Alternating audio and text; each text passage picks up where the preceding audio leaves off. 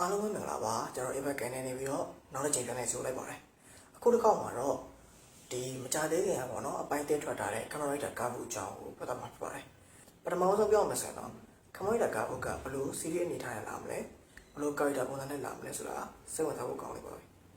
ဆိုတော့ဗီဒီယိုလေးစားရအောင်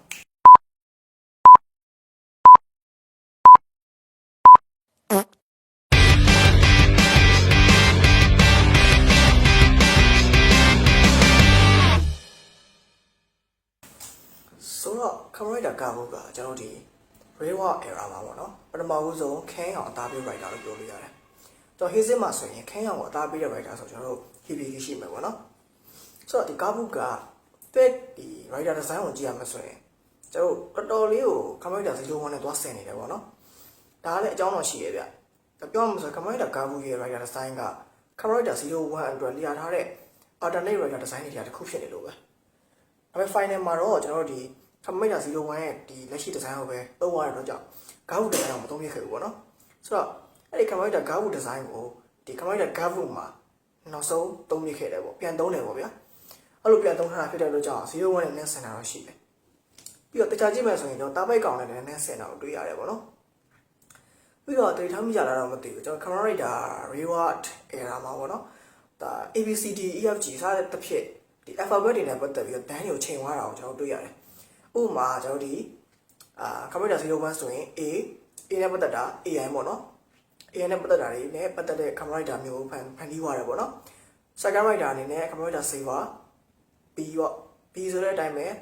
put sound နဲ့ပတ်သက်တဲ့ band နဲ့ camera writer ကိုဖန်တီးသွားတယ်ပြီးတော့ကျွန်တော်တို့ C တတိယ camera writer က revive ဆိုရင်လည်း C contract ပေါ့နော်ဒီဘယ်နဲ့စာချုပ်ချုပ်ဆိုတဲ့ band မျိုးနဲ့သွားတာကိုတွေ့ရတယ်ပြီးတော့ကျွန်တော်တို့ကြောင်လည်းအရင်ကြိုက်တဲ့ series ဖြစ်တဲ့ camera writer keys ပေါ့ camera writer keys ဆိုရင် ABCD D ဆိုတော့ desire လူသားတွေရဲ့စိတ်ခံစားချက်တွေလူချင်းဆန္ဒတွေနဲ့ပတ်သက်ပြီးတော့ပတ်သက်တဲ့ camera writer မျိုးဖန်တီးသွားတာမျိုးကိုတွေ့ရတယ်ဆိုတော့မကြသေးခင်မှာအဆုံးသတ်သွားတဲ့ E element ပေါ့နော် camera writer concept ဆိုရင်လည်း element ဆိုရင်နဲ့ပတ်သက်တာမျိုးကိုသွားတာမျိုးတွေ့ရတယ်ကျွန်တော် alchemist ပုံစံမျိုးပေါ့ဆိုတော့အခုလာမယ့် camera writer ကားဘူးက F ဆိုတဲ့အတိုင်းပဲ F road folk အစားအသောက်နဲ့ပတ်သက်တဲ့ တိုင်းမျိုးနဲ့သွားတာမျိုးကိုတွေ့ရတယ်ကျွန်တော်အရင်တုန်းကအသီးရွက်တွေအသီးနှံတွေနဲ့ပတ်သက်တဲ့ fruit လမ်းနဲ့သွားတဲ့ camera writer ရှိခဲ့တယ်အလုံးနဲ့သိပါပါ camera writer guide ပေါ့နော်ဆိုတော့ camera writer ကားဘူးကလည်း camera writer guide လိုပဲနည်းနည်းအမြင်ဆန်းပေမဲ့လူကြိုက်များမလားပလော့ကောင်းမလားဆိုတာတော့ကျွန်တော်တို့အစောကြီးပြီး special ရလို့ဆိုတော့လူကြိုက်များမလားဆိုတာကိုတော့ကျွန်တော်တို့ကအခုမှအစောကြီးပဲရှိသေးတယ်ဆိုတော့ကြိုးပြောလို့မရအောင်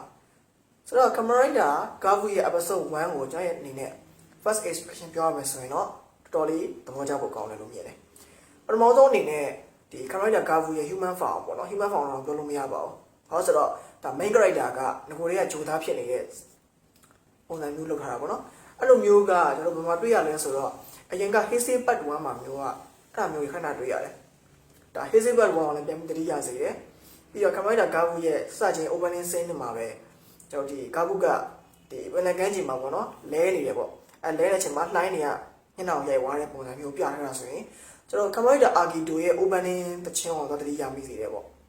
ပြီးတော့တော်တော်လေးသဘောကျဖို့ကောင်းတာကဒါ main character အရင်ပေါ်မနေတာလေသဘောကျဖို့ကောင်းတယ်ကျွန်တော်ပုံမှန်အဖြစ်ဒါ main character တွေကပေါ်ရင်ရုပ်တည်ပြီးတော့ဆရာကြီးစိုက်တွေဖြစ်မယ်ပေါ့နော်ဒါပေမဲ့ camera writer ကားဘူးရဲ့ character ကြတော့ဒါဘာဆိုဘာမှမသိသေးတဲ့လူကဘာကြီးရဲ့အကြောင်းကိုဘာဆိုမှမသိသေးတဲ့ဂျိုသားတစ်ဝက်လူတစ်ဝက်ပေါ့နော်အဲ့ဒီလူတစ်ယောက်က hero တစ်ယောက်ဖြစ်လာတဲ့ဇာတ်လမ်းမျိုးပေါ့ဆိုတော့သူ့ရဲ့ character နည်းနည်းဘယ်လိုပြောရမလဲ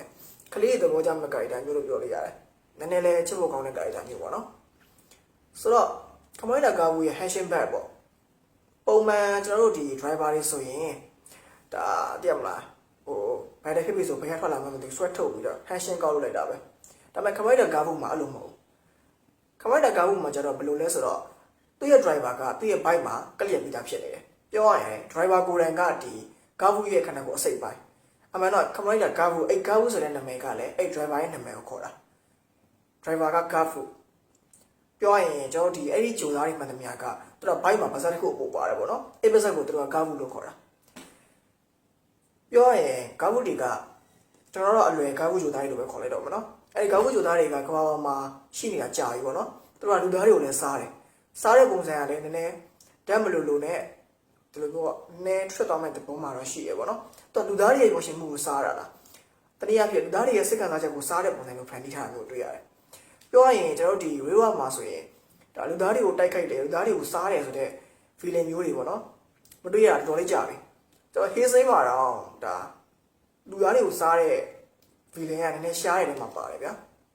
ဆိုတော့ပြောရင်တော့ feeling ပိုင်းကတော့ပြောစရာမရှိဘူးဒါနောက်ပိုင်းသူတို့တက်ချင်လဲကောက်တက်လဲလို့ရတဲ့အနေအထားမှာရှိတယ်ပြီးတော့ဇလန်ကမြုပ်ွက်တွေကဆလာတွေကပါနေပြီဗျာပြောရင်ဒီကောက်ဖူဂျိုကအရှုပ်ထွေးတွေနိုင်ငံရေးတွေအပြင်ကိုကဘာနဲ့ကောက်ဖူကြားဆက်နွယ်မှုတွေအဲ့လိုဆက်နွယ်မှုတွေကိုလည်းနောက်ပိုင်းမှာချပြနိုင်နိုင်မယ်ဆိုရင်တော့ဒါ Commander Gavu series ကတော်တော်လေးကောင်းတဲ့ series တစ်ခုဖြစ်သွားနိုင်တယ်ပေါ့ပြီးတော့ကျွန်တော် fight scene ကိုပြောရမယ်ဆိုရင်တော့ fight scene နဲ့ Henshin ပေါ့ Henshin လုပ်တဲ့ဇောင်းဝင်ကမ်းမှာဆိုရင်သူတို့ကကိုကြီးစိုးတွေကို Henshin တာပြောရရင်ဒါ main character ကသူစားတဲ့စားသောက်မှုတွေ form လေးပြောင်းလို့ရတယ်ဒါလည်းလည်းအမြင်ဆန်းတယ်လို့ပြောလို့ရတယ်ပေါ့နော်ဒါကိုကြီးစိုးတွေကိုပြောရရင် main character ကဒီသူစားလိုက်တဲ့စားစာတွေနဲ့ပတ်သက်ပြီးတော့ပေါ့နော်ဒါ form လေးရမယ်ပေါ့ဒါဒီ concept ကတော်လေးတော့စိတ်ဝင်စားဖို့ကောင်းတယ်ပေါ့နော်ကျွန်တော်ဒီ episode 2ရဲ့ဒါ preview ပေါ့အဲ့ preview မှာဆိုရင်လည်းကျွန်တော်ဒီ Commander Gavu ရဲ့ဒါ potato chip ပေါ့နော်အာလူကျော် form လည်းမြင်လိုက်ရတယ်ပေါ့နော်ဒါမြင်ရတော့နည်းနည်းတော့ကြည့်လို့ကောင်းတယ်လို့ကျွန်တော်ထင်ပါတယ်ပြီးတော့ဒီ Henshin လုပ်တဲ့ driver ကကျွန်တော်ဒီ Commander big ကနေပြီးတော့ပေါ့နော် concept ကို inspire ထားမျိုးတွေ့ရတယ်ပြောရရင် Commander big နဲ့ Commander ghost နဲ့နှစ်ခုပေါင်းထားတဲ့သဘောမျိုးပေါ့ဗျာပြီးတော့သဘောကျဖို့ကောင်းတာကသူ့ရဲ့ armor တွေကအရှင်တွေဆိုတာကျွန်တော်ပုံမှန်အားဖြင့်ဗျာအဲ့ဒါ damage တီးသွားရင်ပြတ်မလားမီးတွေပဲထားတောက်တာတော့ပေါက်ပွဲသွားတာတော့ပဲတွေ့ရတာများတယ်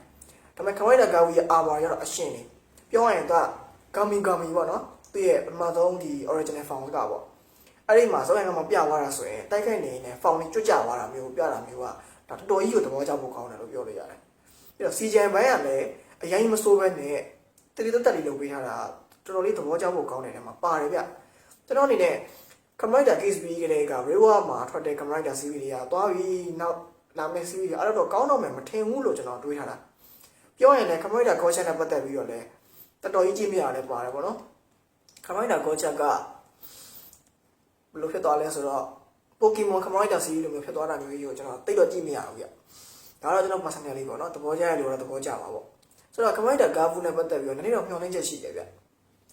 ကျွန်တော်စိတ်ထဲမှာပဲဘယ်လိုပြောရမလဲဒီ Commander Gavu ကတေးချတာပလော့ကိုနည်းနည်းလှုပ်သွားနိုင်ရင်စီချင်းကောင်းကောင်းနဲ့သာ fight scene တွေအလန်းစားရတာမြင်ရမယ်ဆိုရင်တော့ဒါ Commander Gavu ကအလားလာကောင်းတဲ့ series တစ်ခုလို့မြင်တယ်အခုချိန်ဒီ second rider ကတော့လာဖို့စောသေးရဆိုပေမဲ့ second rider ရဲ့ form ကကျွန်တော်သိရပြီပေါ့နော်တော် mid chocolate ပေါ့အမြင်တော့စမ်းမယ်မဲ့ကျွန်တော် Commander pick လိုမျိုး Commander guy လိုမျိုးအောင်မြင်သွားမလားလူကြိုက်များသွားမလားဆိုတာတော့ကျွန်တော်တွေစောင့်ကြည့်ရမှာပေါ့ဗျာဆိုတော့ episode 1တခုတည်းနဲ့တွက်ရမယ်ဆိုရင်တော့ကျွန်တော်ကတော့8 out of 10ပေးပါတယ်ပြီးတော့ opening song ကလည်းတော်တော်လေးသဘောကျဖို့ကောင်းတယ်လည်းပါတာဆိုတော့ဒါ Commander Gavu ကဒီ2024 season မှာကျွန်တော်စောင့်ကြည့်မဲ့ Commander series တခုတော့ဖြစ်ဖို့တော့သိချင်ဟောပြီပေါ့နော်ဆိုတော့ Commander Gavu series ကိုမြန်မာဘာသာပြန်တဲ့အပတ်တိုင်း ongoing အမီကြည့်နေဆိုရင်တော့ဒါကျွန်တော်တို့ Apex Channel ရဲ့ panel တစ်ခုဖြစ်တဲ့တခုဆက်စု panel လို့လည်းပြောလို့ရမယ်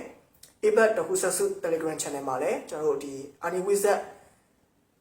fan page နဲ့ collaboration လုပ်ပြီးတော့အပတ်တိုင်းတက်ဆက်ပေးဦးမှာဆိုတော့ကျွန်တော်ဒီ comment မှာ link ချပေးခဲ့မယ်ပေါ့နော်ကြည့်ချင်ရင်လည်းဝင်ကြည့်လို့ရပါတယ်ဆိုတော့ဒီဗီဒီယိုလေးတော့ဒီလောက်ပါပဲကျွန်တော်ဒီလာမဲ့အပတ်ထဲပဲဖြစ်ဖြစ်လာမဲ့ပတ်ထဲပဲဖြစ်ဖြစ် Sonic trailer breakdown နဲ့လုပ်ပြီးတော့မှာဖြစ်တဲ့အတွက်ကြောင့်အားလုံးပဲလက်ရှိရတော့ bye bye ほらほらほらほらほら